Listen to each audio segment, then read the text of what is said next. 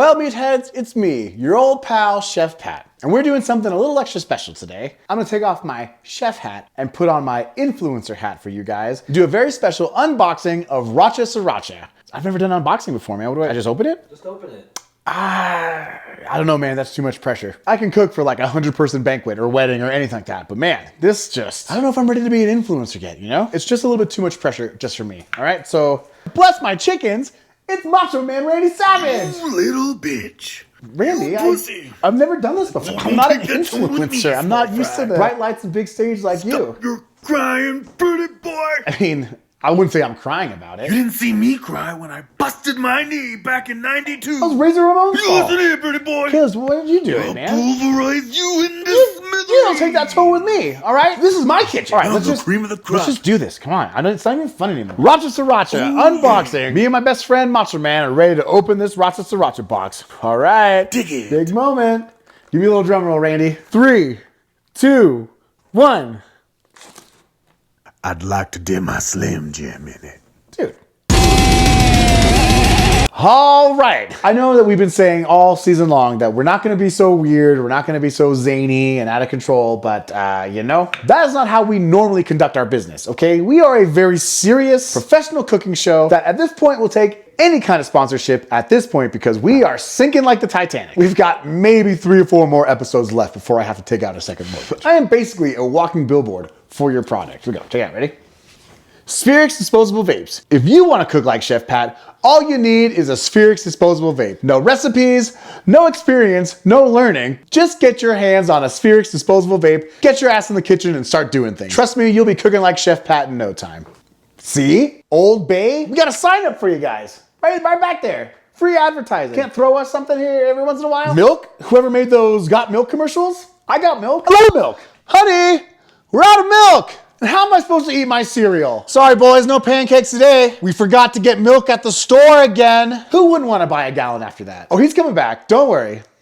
All right, let's keep cooking. All right, we gotta keep cooking. We gotta find a way to plug this wound because we are bleeding money. We're doing lamb nachos today. Do you know how much a pound of lamb costs? I'd be sweating if it wasn't for this cooking meat hat. Sweatproof, bulletproof, the latest in AI technology. It will keep your head covered whenever you wear it. www.cookingmeat.net. Get yourselves a patented AI smart hat for yourself or for somebody that you love. Please. Today we're doing something fun. Came from one of my very first menus, something that I called the stoner menu. When I first started cooking, just in general, in life, as a young man, when I realized this is kind of what I want to do. What I like to do is like go to parties and stuff and hang out with my buddies and we'd all party all night and then I would just at the end of the night raid their fridge and their pantry and make a big meal for everybody with whatever they got. And we was always just like stoner food. It's just like, we got this, we got that, we'll throw it together. So when I opened my very first restaurant that was all mine, that I didn't have to make another person's menu. The theme was a stoner menu, and this was one of the highlights of it because it's very fun and it's a little creative. Called on the menu Mediterranean nachos, we'll just call them lamb nachos. And this is exactly what you think. This is, you're stoned, it's 1 o'clock in the morning, you open your fridge, you want nachos, but all you got is some leftover hero meat or lamb meat, some pitas, and maybe some other nacho toppings.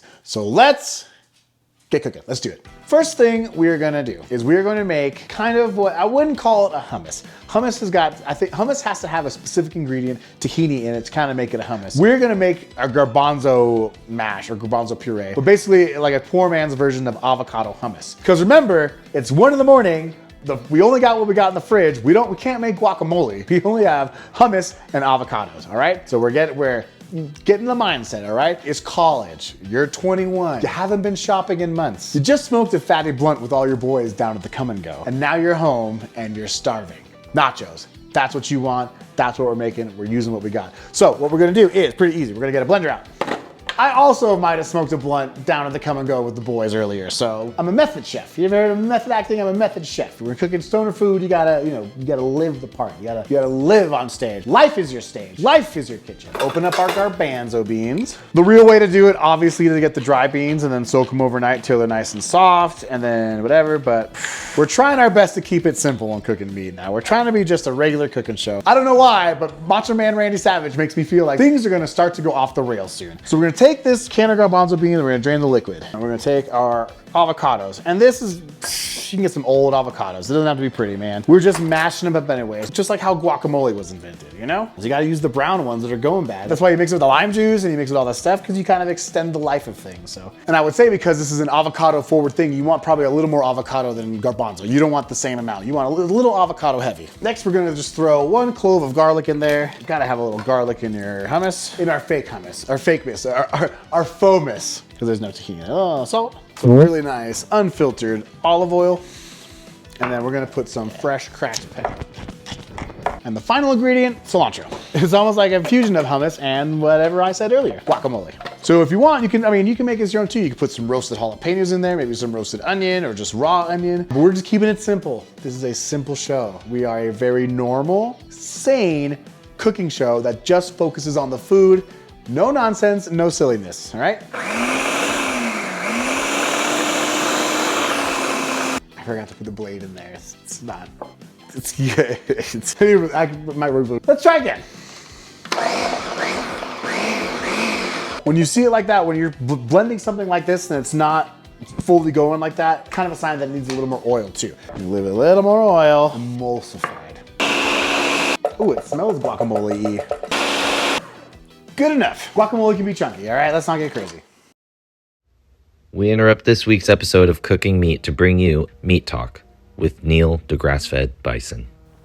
Hello, and welcome to Meat Talk. I'm Neil DeGrasse-fed Bison, and we're here to discuss the science of the lambs. You may be wondering, why aren't we watching Chef Pat cook the lambs?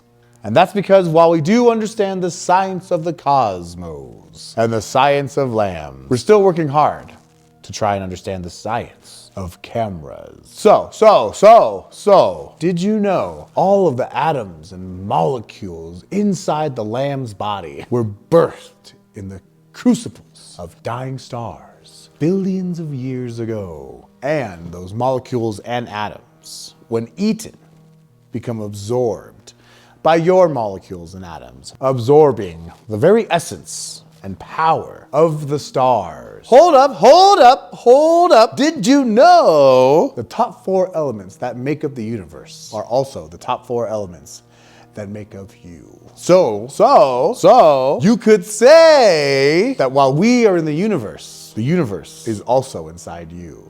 Therefore, I too am inside you right now. Hold up. Let's check back in with Chef Pat in the Cooking Meat studio so we can continue the lamb's journey through the cosmos. I'm Neil DeGrasse-fed Bison. Science.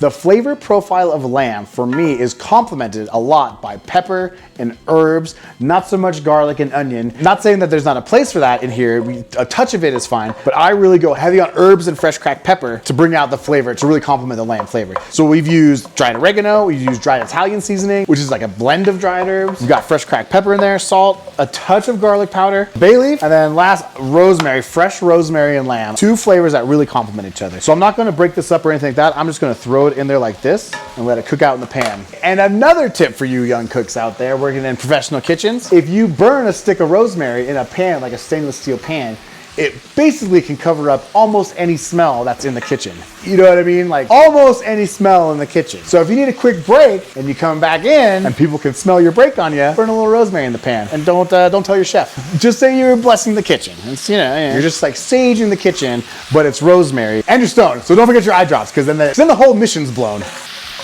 We're just to make sure this is thoroughly cooked. And adding a stick of rosemary like this in a ground lamb like this, it does 2 things. One, we're gonna be able to like perfume the lamb. It's not gonna be too rosemary-ish, you know what I mean? The second thing is the leaves aren't gonna break up and get in your teeth and get mixed into the meat. You kind of have a idea where all the leaves are. The other thing is the stems aren't gonna like break apart and kind of like fall into the meat as much. You're just gonna have one thing of rosemary right there and kind of cover it up like that. A little more salt. The herbage, all that freshness, the rosemary, the oregano, that is coming through perfectly. Let's say a little more salt and pepper. And you've heard me say it once, meatheads, you'll hear me say it a million times. Salt brings out the flavor of a lot of other things, not just makes things salty. So adding a little more salt is going to bring out more of that peppery, herby flavor that just goes so well to lamb. Next step, we're gonna let that chill for a little bit. There's a couple different kinds of pita breads. When I think of pita bread for this type of dish, for the nachos, I don't get pita bread that has like a pita pocket. You know, pita bread that you can pop open and make like a taco, whatever. This is like a solid flat bread. It's made the same way, it just doesn't have that pocket. And you'll see why later when we make it into like our chips or whatever. We cut them like chips. You see where we're going with this, meathead? Stoner menu, stoner fusion. I got leftover lamb kebabs from the other night, but I want nachos tonight. So we're gonna toss this in a tiny touch of olive oil again. We don't need a lot. We don't want to soak it. It doesn't want to be like overly powering, like it's not like drenched. Okay, we're just kind of lightly coating it or whatever. Then we're gonna throw this. We have an air fryer. You can put it in a regular fryer. You can put it on a stovetop fryer. You can fry it however you want. We have an air fryer here, so that's how we're doing it here. Into the fryer we go. Now, every great nacho has got great toppings, all right? Sliced black olives, don't even need to slice them. That's how simple this season is. Simple cooking from a simple mind. The name of my new cookbook, coming out spring of 2028. We're gonna chop up some red onion, a small dice on a red onion, real small, thin. Honestly, whenever I eat anything with raw onion on top of it, unless it's like slices of raw onion, I don't like big chunks of onion. I like kind of small diced onion. Real nice and thin. We're gonna chop up some fresh cilantro and parsley, and we can kind of give this a rough chop. We don't need this to be real thin or pretty or anything like that. We're just gonna kind of ball it up. Slice right through it. And remember, we're not using our knife and slamming it down into the cutting board. Nice, firm, solid strokes. Let's check on our pitas and see if they're fried up yet. Young little 20-year-old Chef Pat would be so proud of me right now. Still smoking, still making great food, still doing dumb shit. What a life, huh? Hashtag blessed. In restaurants, we have this piece of equipment called a salamander, kind of like a broiler that's on at all times. Super, super hot heat that basically just points straight down, and there's a little rack right here. So if you want to melt cheese like on top of a burger real fast, you'll get like a hot plate, your patty, your cheese, and you'll slide it under the salamander real fast. It'll melt it, then you pull it out super fast. But at home, what you can use is a broiler. It's basically the same thing. You turn your broiler on, you get it hot, and it's just the top of the oven radiating heat down on super, super high. So if you just want to melt some cheese or kind of do a broiler steak or whatever, that you throw it in there and get the heat really hot. So that's what we're doing now. We got the broiler on high down low. We're air frying up top. And then when we build our nachos, we'll just put it in there and melt everything together. Kitchen bong. Every kitchen needs a kitchen bong. And hey, any head shops want to sponsor us? Still looking for someone to make me the measuring bong too, all right? Which is gonna change the stoner kitchen community forever. Let's check this. They got a nice little crisp to them. Crisped up pretty good. You can kind of see they're crispy on the outside and soft in the middle, which is exactly what we want. So now we're gonna throw them in our cast iron pan. And we're gonna get our mozzarella cheese, a little bit of mozzarella underneath. Oh, look at that. A nice helping of our seasoned lamb with extra herbage. I'm gonna put that right on top. Now we're gonna put a little more cheese on top, because oh, you betcha. Because don't you know we love cheese around here, right? Into the oven where the broiler is. And this makes a difference where you put it. The higher up on the racks you put it, the faster it's gonna get hot and the quicker it will burn. So you really gotta pay attention. I'm gonna put this on the bottom and just kind of pay attention and kind of let it go for a couple minutes maybe, and that'll should melt the cheese and we should be good. So let's go back to our avocado hummus. Oh yeah, stayed pretty green. All right, so we kept this airtight. It is like pressed up against there. And what that does, again, is we're trying to prevent it from turning brown too soon. If you've had guacamole or just avocados that sit out, the longer they sit out, the browner they get. Adding the oil in here, mixing it with the garbanzo beans, and then keeping it airtight while we're storing it helps keep it green. So now it's still got a nice, beautiful green color. Okay, here we are. Been in there for about 5 minutes. Is really starting to melt. It's really melty, but it's just starting to golden crisp up right there on the outside. So we're gonna leave this in this cast iron pan and just dress it up straight on the pan like that. So we're gonna take our diced red onion. I like onion, so we're gonna throw it in there. Then we'll throw some black olives in there. Then we'll take our herb blend. We'll do like a whole cutting board service thing. Here we go. We're cutting board time. All the rage is eating off of cutting boards and not off of plates. You got fucking lunatics. Nachos. Something there too. We'll put like a cool little fucking olive here, like that. Yeah, olive boobs. Yeah. A little bit of creme fraiche right there. There we go, everybody. Come on down the road to the newest and hippest gastropub bar. Dirty Jake's and his empty cups. We do things a little differently around here. We don't like to call each other coworkers. We like to refer to each other as family, amigos. You want nachos? Just regular nachos in a pan? Not here at Jake the Snakes and the Little Dick Bastards. I don't know where that came from. So here we go. Mediterranean nachos, lamb nachos, pita chips, ground lamb, mozzarella cheese, a nice mix of fresh cilantro and parsley, black olives, red onions, and a little bit of guacamole hummus. Oh yeah, cheesy, got a little bit of everything. Get a little of that, a little creme fraiche.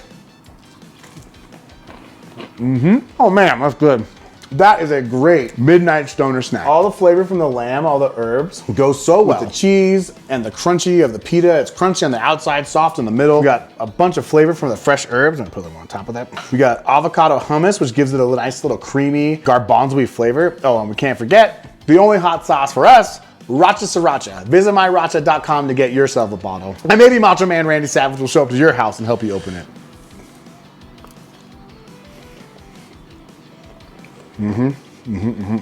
That ties it together. Adding a little smoky spice to it.